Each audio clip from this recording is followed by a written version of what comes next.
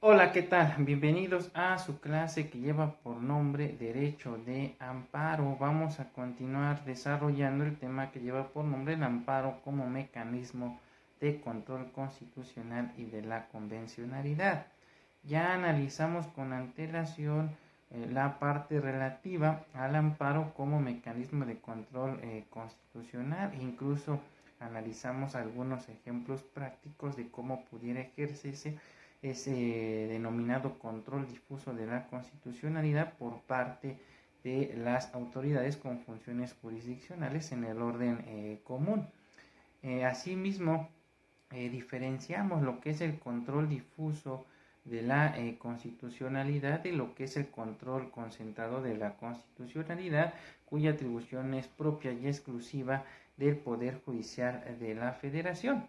Expuesto lo anterior, vamos a analizar en esta ocasión de manera particular lo relativo al amparo como mecanismo de control de la convencionalidad. Y en ese orden de ideas, hay que recordar que la reforma constitucional de junio de 2011 incorporó dentro del sistema constitucional mexicano a los derechos humanos reconocidos en los tratados internacionales, porque se amplió lo que hoy se conoce como el bloque de la constitucionalidad en la materia mediante la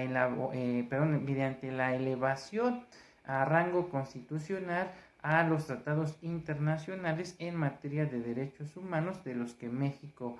sea parte, y con ello se establece entonces la relación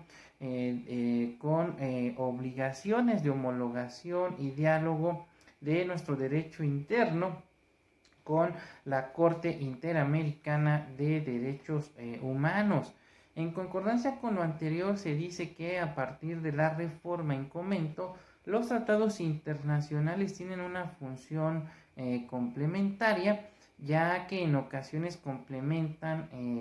a derechos humanos que incluso todavía no son reconocidos o no están reglamentados expresamente en el ordenamiento jurídico nacional. Sin embargo, estos deben ser respetados por los estados. Esto en base a la teoría del jus naturalismo, al partir del concepto de que los derechos humanos son derechos naturales inherentes a cualquier persona por el simple hecho de ser. De lo anterior se desprende entonces que la función complementaria de los tratados internacionales en materia de derechos humanos contempla los siguientes aspectos.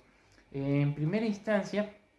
se contempla la recepción constitucional de los tratados internacionales en materia de derechos humanos, acorde a lo dispuesto por el artículo primero en relación al 133 de nuestra norma fundamental. Asimismo,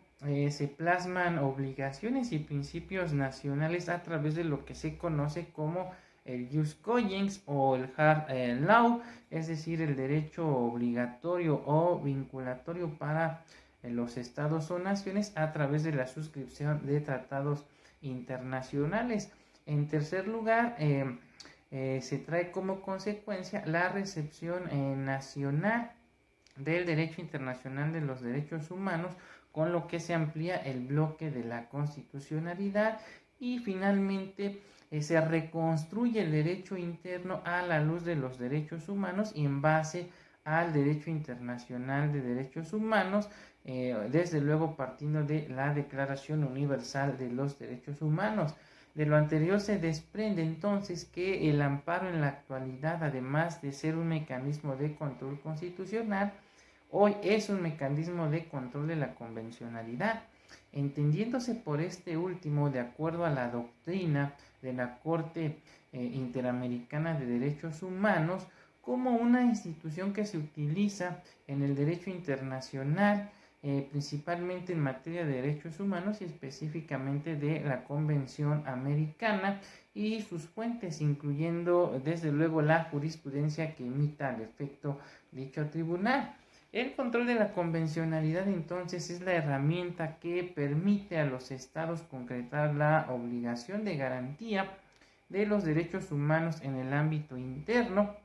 a través de la verificación de la conformidad de las normas y prácticas del derecho interno con los de la Convención Americana de Derechos Humanos y su jurisprudencia. El control de la nacionalidad en México entonces implica o comprende los siguientes aspectos. El primero de ellos se llama la supranacionalidad, es decir, que las normas contenidas en los tratados internacionales de derechos humanos que brinden mayor protección a las personas tendrán preferencia en su aplicación sobre otras normas jurídicas, incluso la propia Constitución Federal. Pues se debe aplicar la norma que sea más favorable a la persona. A esto se le conoce como el principio pro hominem o actualmente como el principio pro persona. Y en segundo lugar implica lo que se conoce como la constitucionalidad, es decir, se eleva a rango constitucional a los tratados internacionales en materia de derechos humanos, fortaleciéndose así los mecanismos para su exigencia por parte de los gobernados y en su caso la aplicación de tales derechos por parte de los tribunales de los Estados miembros de la Convención Americana de los Derechos Humanos. Y asimismo se vincula a todo el ordenamiento jurídico a los principios contenidos en los tratados internacionales en materia de derechos humanos de los que México sea parte. Se nulifica entonces los actos del poder público o de los particulares que violenten derechos humanos contenidos ya no solo en la Constitución Federal, sino en los tratados internacionales de los que México sea parte. Y finalmente se protegen las normas contenidas en los tratados internacionales en materia de derechos humanos a través de lo que se conoce como los mecanismos de control constitucional. Hay que recordar que los mecanismos de control constitucional y ahora de la convencionalidad lo constituyen los procesos o procedimientos previstos por la propia Constitución Política de los Estados Unidos Mexicanos que tienden a anular los actos de autoridad o normas de carácter general que contravengan las disposiciones de nuestra Constitución Federal y ahora también de los tratados internacionales en la materia de los que México sea parte. Ambos desde luego constituyen lo que hoy se conoce como el bloque de la constitucionalidad. Dichos medios de control constitucional y de la convencionalidad son, en primer lugar, por excelencia, el juicio de amparo, en términos de lo dispuesto por el artículo 103 y 107 de la Constitución Federal. En segundo lugar, tenemos las controversias constitucionales, de acuerdo a lo previsto por el artículo 105, fracción primera de nuestra propia norma fundamental, y a las acciones de inconstitucionalidad en términos de lo dispuesto por el precepto legal en comento, constitucional en comento, pero en su fracción segunda. Aclarado lo anterior, es importante precisar que al igual que el control concentrado de la Constitución, el control de la convencionalidad en un modelo de control difuso de la constitucionalidad se divide en dos funciones, a saber, el control de la convencionalidad directa, comprendido en las acciones contempladas por los artículos 103, 105 y 107 de la Constitución Federal, es decir, el juicio de amparo, las acciones de inconstitucionalidad y las controversias constitucionales, y donde el Poder Judicial de la Federación, como lo habíamos comentado con antelación al hablar del control de la constitucionalidad, pues quien puede declarar la inconvencionalidad de una norma mediante sus resoluciones o sentencias, pues es el Poder Judicial de la Federación. Y en segundo lugar tenemos el control de la convencionalidad ex oficio, es decir, donde los jueces ordinarios, si bien es cierto, no pueden declarar la inconstitucionalidad ni la inconvencionalidad de la norma general, sí pueden inaplicar las normas inferiores, dando preferencia no solo a las contenidas en la Constitución Federal, sino también a las previstas en los tratados internacionales en materia de derechos humanos, siempre que sean más favorables a la persona y que conocemos en la práctica este principio como el principio pro persona. Al efecto resulta aplicable la tesis aislada con número de registro 160.589 proveniente del Pleno de la Suprema Corte de Justicia de la Nación y que lleva por rubro el siguiente: control de convencionalidad ex oficio en un modelo de control difuso de constitucionalidad, dice, de conformidad con lo previsto por el artículo primero de la Constitución Federal. Todas las autoridades dentro del país, dentro del ámbito de sus competencias, están obligadas a velar no solo por los derechos contenidos en la Constitución Federal, sino también aquellos contenidos en los instrumentos internacionales celebrados por el Estado mexicano, adoptando la interpretación más favorable al derecho humano de que se trate, lo que se conoce en la doctrina como el principio pro persona.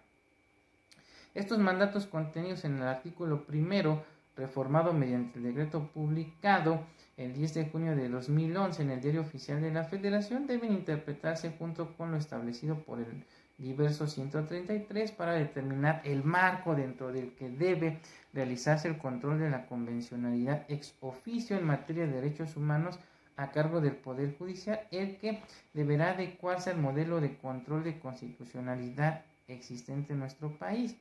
Es en la función jurisdiccional, como está indicado en la última parte del 133 en relación con el artículo primero constitucionales, en donde los jueces están obligados a preferir los derechos humanos contenidos en la Constitución y en los tratados internacionales, aun a pesar de las disposiciones en contrario que se encuentren en cualquier norma inferior. Si bien los jueces no pueden hacer una declaración general sobre la invalidez o expulsar del orden jurídico las normas que consideren contrarias a los derechos humanos contenidos en la Constitución y en los tratados internacionales, como sí sucede en las vías de control directas establecidas expresamente en los artículos 103, 105 y 107 de la Constitución, sí están obligados a dejar de aplicar las normas inferiores, dando preferencia a las contenidas en la Constitución y en los tratados en la materia.